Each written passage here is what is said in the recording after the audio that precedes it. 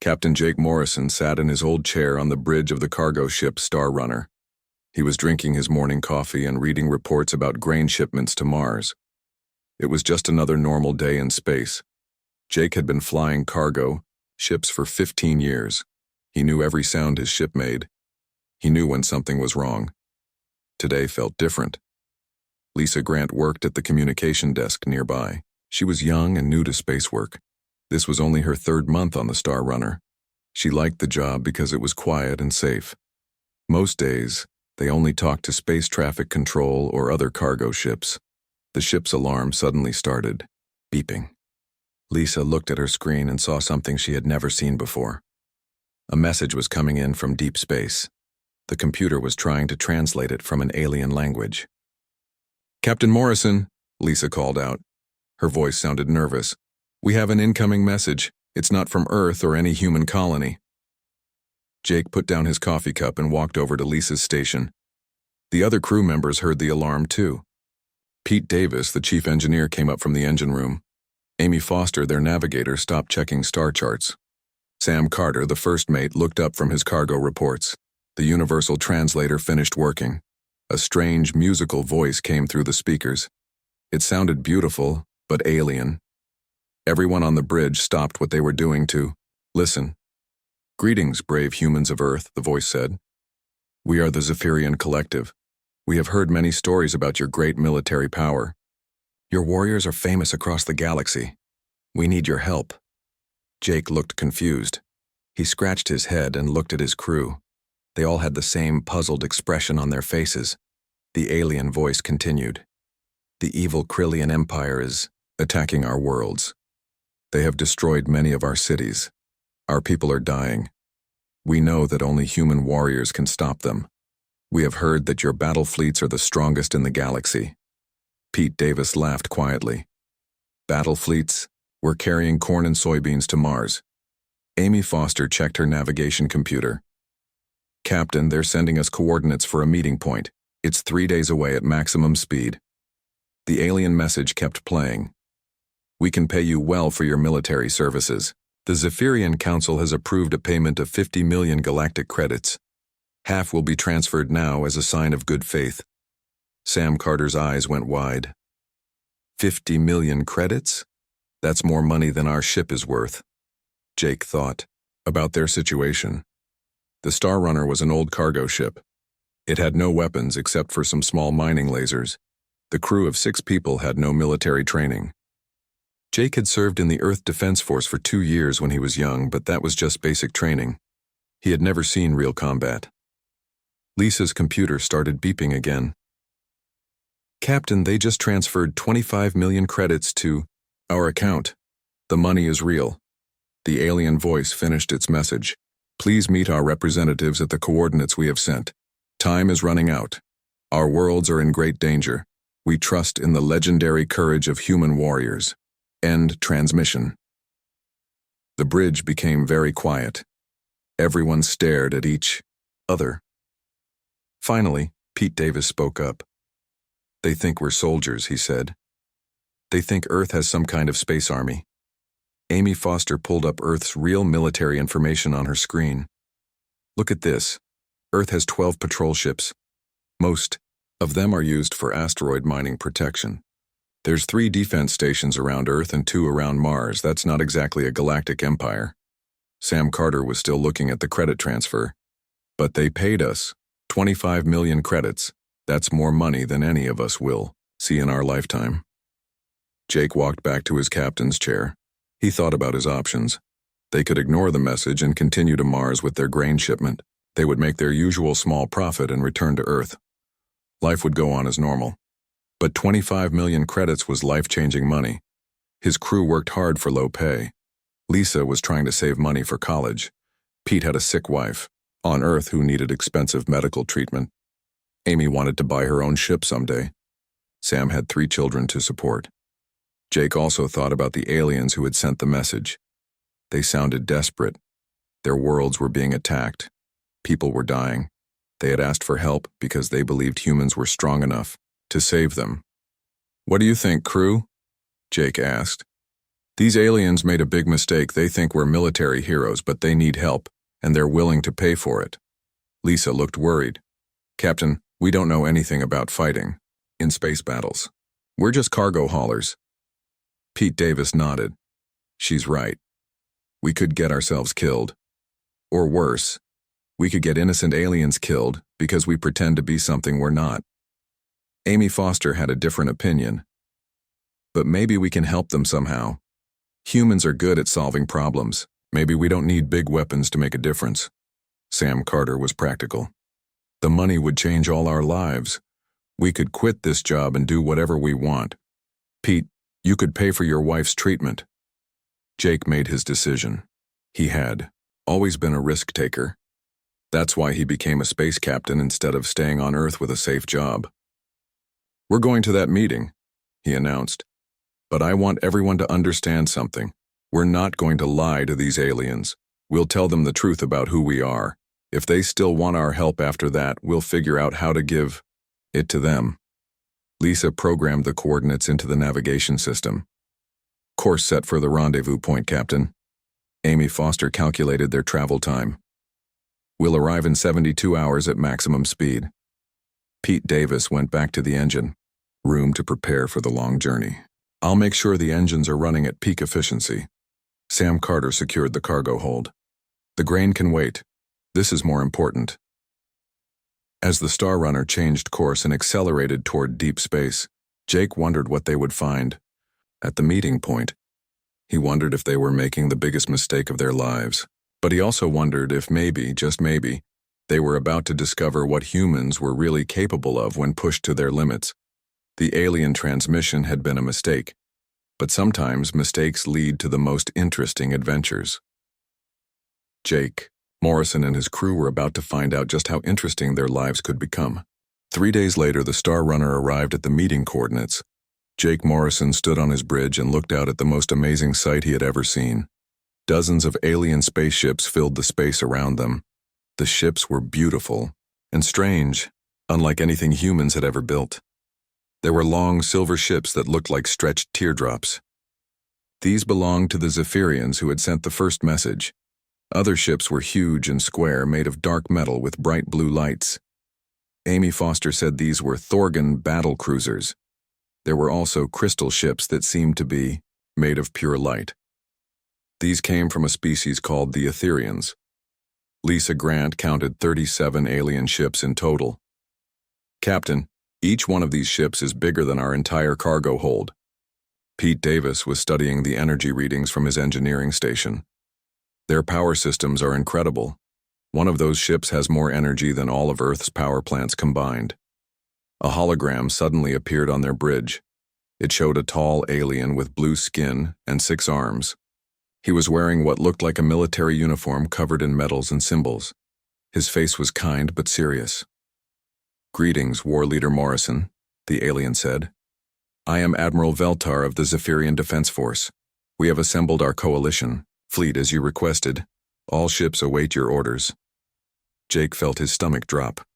The alien was calling him War Leader and talking about him giving orders to 37 warships. This was much worse than he had expected. The aliens didn't just want to hire human soldiers. They expected Jake to be their commanding officer. Sam Carter whispered quietly, "Captain, I think we need to tell them the truth right now." Jake knew. Sam was right, but he also knew they were in serious trouble. They had taken 25 million credits from these aliens. If they admitted they were just cargo haulers, the aliens might think they were criminals or spies. "Admiral Veltar," Jake said carefully, "before we begin military operations, my crew needs to understand the current situation better. Can you tell us about your enemy and your battle plans?" Admiral Veltar looked pleased. "Of course, War Leader. Your reputation for careful planning is well known. Let me show you what we face." The hologram changed to show a star map. Red areas marked enemy territory. Yellow areas showed friendly worlds. There were far more red areas than yellow ones. "The Krillian Empire has been expanding for 50 years, Admiral Veltar explained. "They have conquered 47 star systems. Their military follows very strict battle patterns. They always attack the same way. First, They send scout ships. Then they attack with their main fleet in a straight-line formation. Finally, they land troops on planets. Amy Foster was taking notes on her tablet. What have you tried to stop them? Admiral Veltar looked sad. We have fought many battles. We always use our traditional formations. The Thorgons attack from the front. The Etherians provide support from the sides. We Zephyrians try to protect our supply ships. But the Krillians always win because their ships are stronger. Jake was beginning to understand the problem. These aliens were very advanced, but they were not creative fighters. They did the same things over and over again. The Krillians won because they had better ships and weapons, not because they were smarter. Admiral, Jake said, can you show us recordings of your previous battles?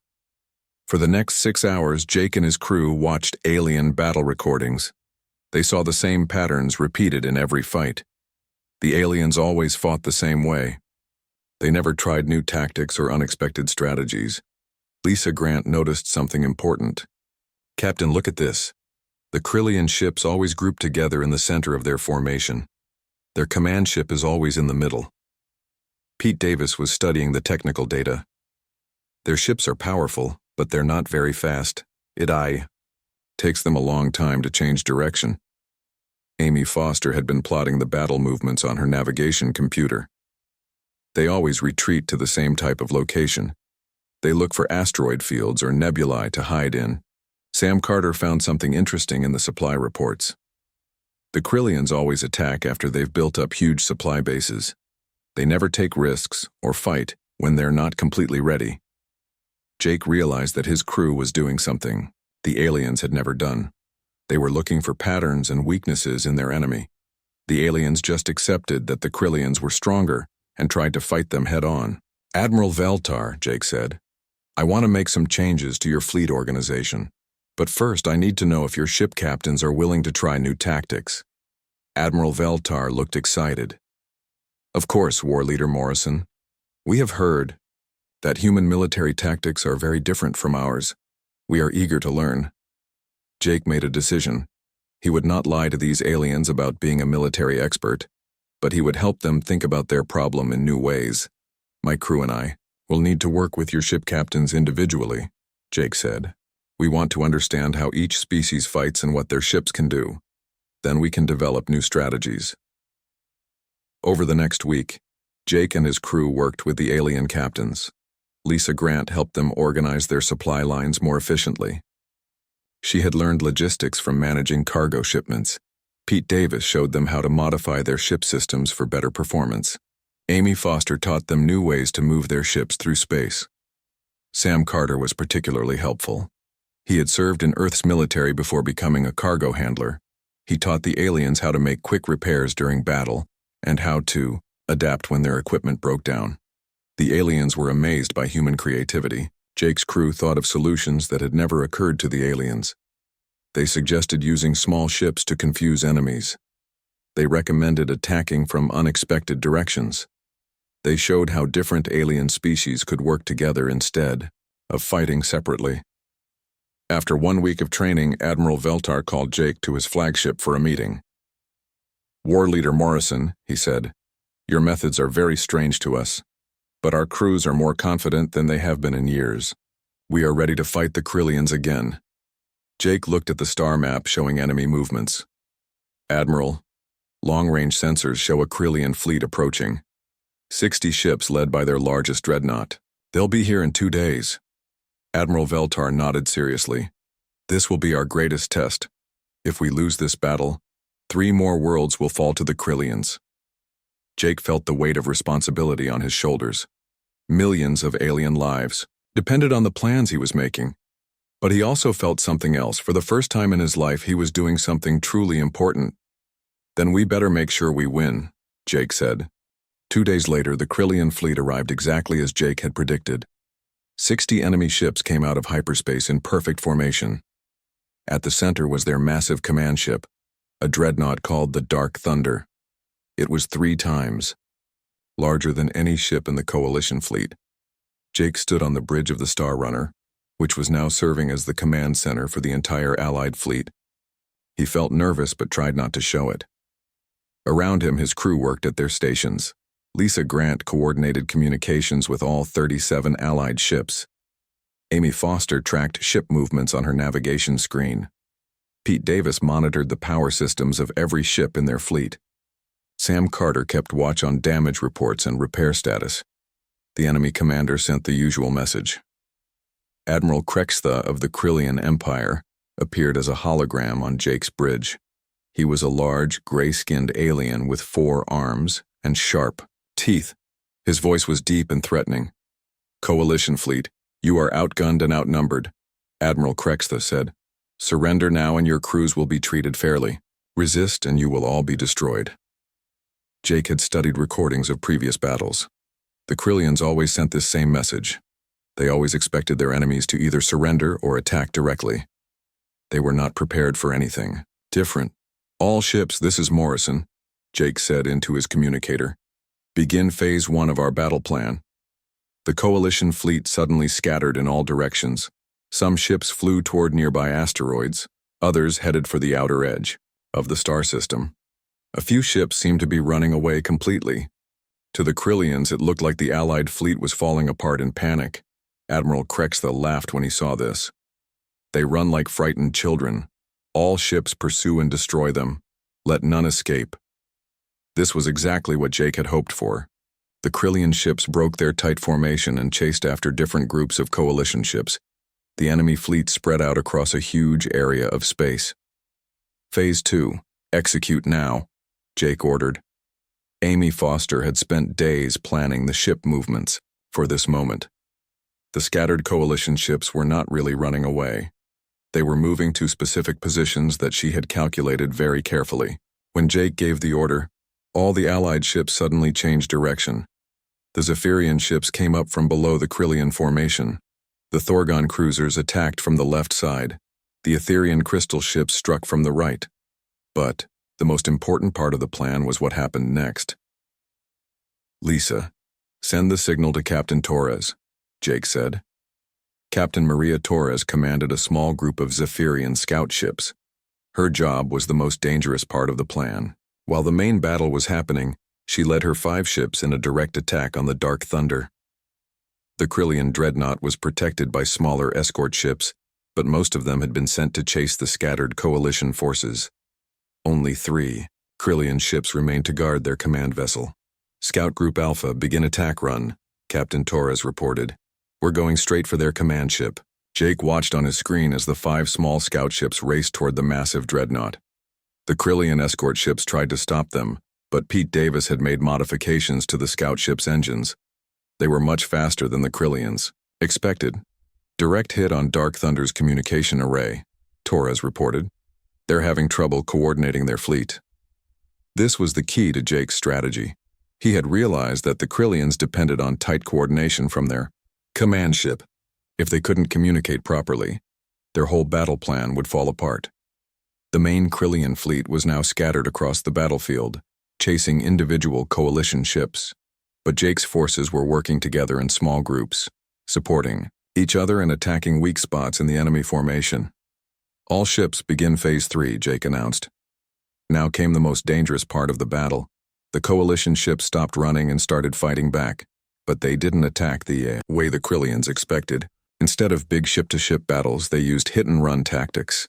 3 Thorgon cruisers would attack 1 Krillian ship from different directions, then retreat before the enemy could respond. A group of Etherian crystal ships would disable an enemy vessel's weapons, then disappear before reinforcements arrived. The Zephyrian ships used their speed to deliver quick attacks and escape.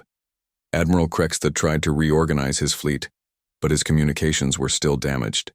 His ships were spread out over a huge area, and they couldn't coordinate their attacks.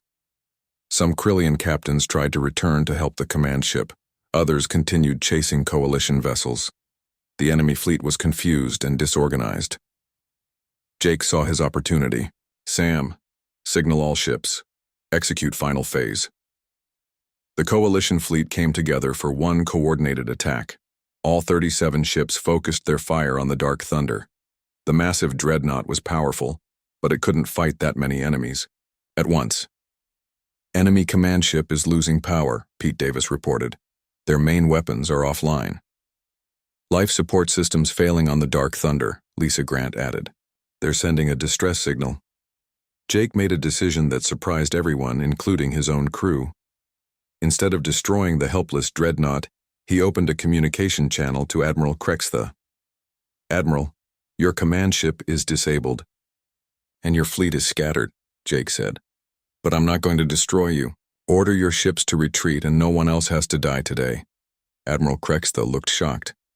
In 50 years of conquest, no enemy had ever offered mercy to the Krillians. His people were used to fighting until one side was completely destroyed. Why? The Krillian commander asked. You have won. Why do you not finish us? Jake thought about his answer carefully. Because the goal was to stop you from attacking innocent worlds, not to kill as many Krillians as possible. If you retreat now, this war can end without more death. For a long moment, Admiral Krextha said nothing. Then he turned to his crew and gave orders in the Krillian language. One by one, the Krillian ships stopped fighting and began to withdraw from the battle area. The Dark Thunder was towed away by other Krillian vessels. Within an hour, the entire enemy fleet had retreated into hyperspace. The coalition had won their first major victory against the Krillians. More importantly, they had done it without losing a single ship or crew member. Admiral Veltar's hologram appeared on Jake's bridge. All 6 of his arms were spread wide in amazement and joy. War Leader Morrison, this victory is beyond our greatest hopes, he said. Your tactics were completely unexpected. The Krillians have never been defeated so completely with so few losses. Jake felt proud of his crew and the alien captains who had trusted his unusual plans. But he also knew this was just the beginning. Word of their victory would spread quickly through the galaxy. Soon, other species would want human help with their own wars. The cargo hauler from Earth had become a galactic military leader, and there was no going back now. News of the victory against the Krillians spread across the galaxy faster than Jake had expected. Within 2 weeks, his communication system was flooded with messages from dozens of different alien species. Everyone wanted to hire the legendary human military commander and his powerful fleet. The problem was that Jake Morrison still only had 1 cargo ship and 5 crew members. Captain, we're getting requests for help from 17 different star systems, Lisa Grant reported. The Valdorian Republic wants us to stop pirates. The Nexus Federation is asking for help with a civil war. The Crystalline Collective needs protection from something called the Void Swarm. Jake sat in his captain's chair and rubbed his forehead. He was getting a headache from all the stress. Lisa, send the same message to everyone. Tell them we're currently committed to the coalition fleet and will consider new contracts later. Amy Foster looked up from her navigation station. Captain, there's something else. Earth Defense Command has been trying to contact us for 3 days. They're sending priority messages marked urgent. Jake knew this day would come eventually. Earth's government had probably heard about their activities and wanted answers. He wondered if they were in trouble for pretending to be military officers. Put the call through, Jake said. A hologram appeared showing a middle-aged woman in a blue military uniform. She had short gray hair and looked very serious. Jake recognized the insignia of an Earth Defense Force admiral. Captain Morrison, I am Admiral Patricia Wells, commander of Earth Defense Operations, she said. I need to speak with you immediately about your current situation. Jake stood up and tried to look professional. Admiral Wells, I can explain everything. Admiral Wells held up her hand. Before you say anything, Captain Morrison, let me tell you what I know. According to our intelligence reports, you and your crew have been commanding a fleet of 37 alien warships. You recently defeated a Krillian battle group that had been winning battles for 50 years. Half the galaxy now believes that Earth has a secret military fleet hidden somewhere in deep space. Jake felt his heart sinking. Admiral, we never meant for this to happen.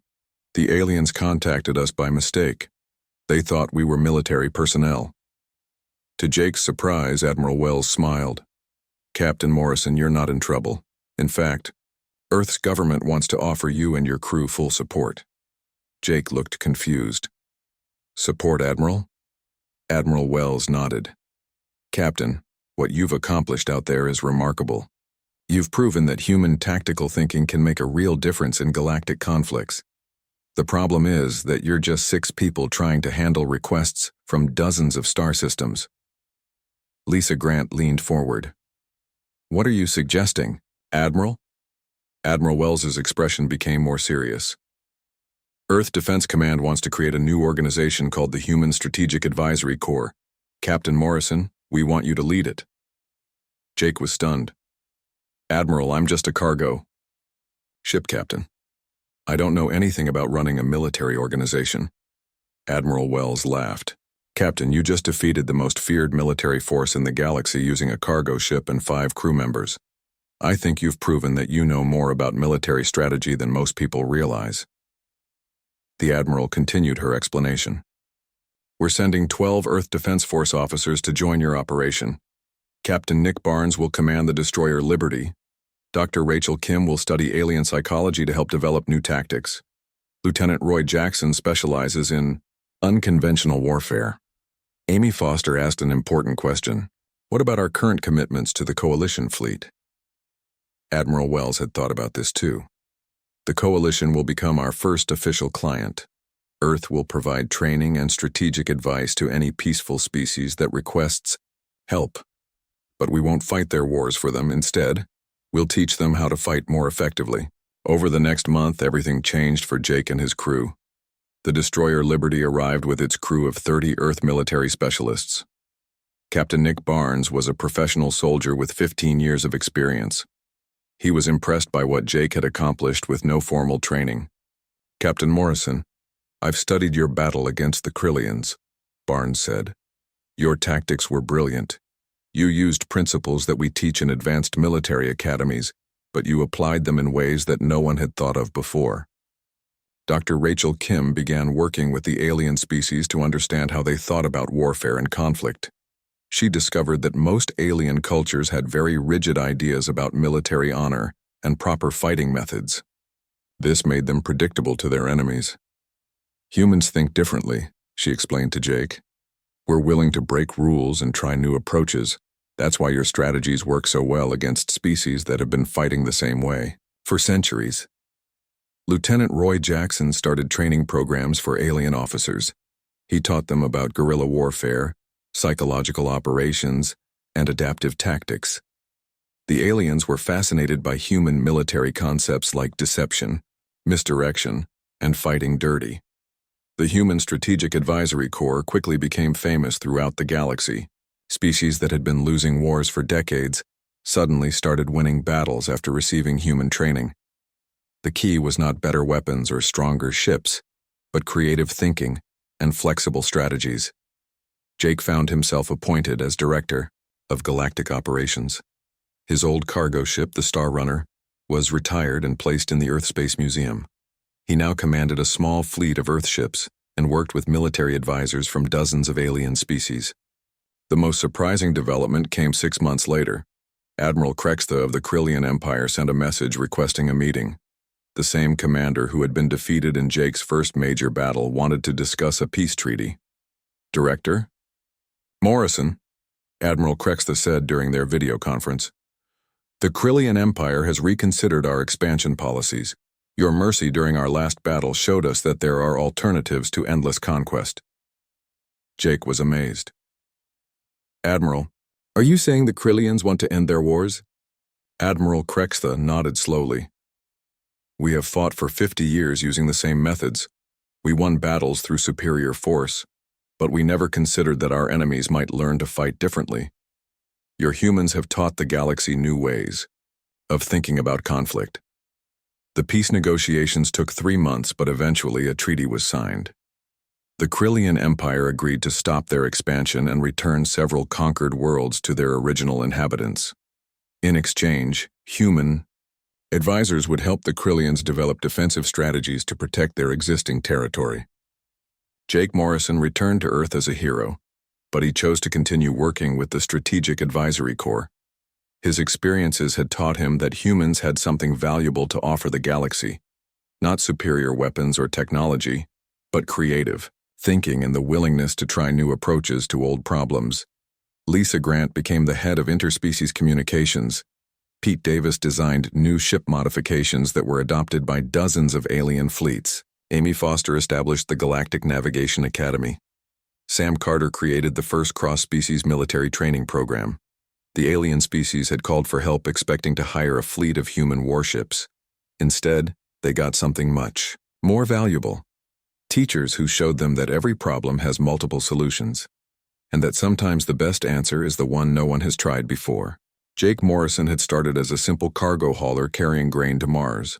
He ended up changing the balance of power in the galaxy, not through conquest or destruction, but by showing everyone that there was always another way to solve their problems.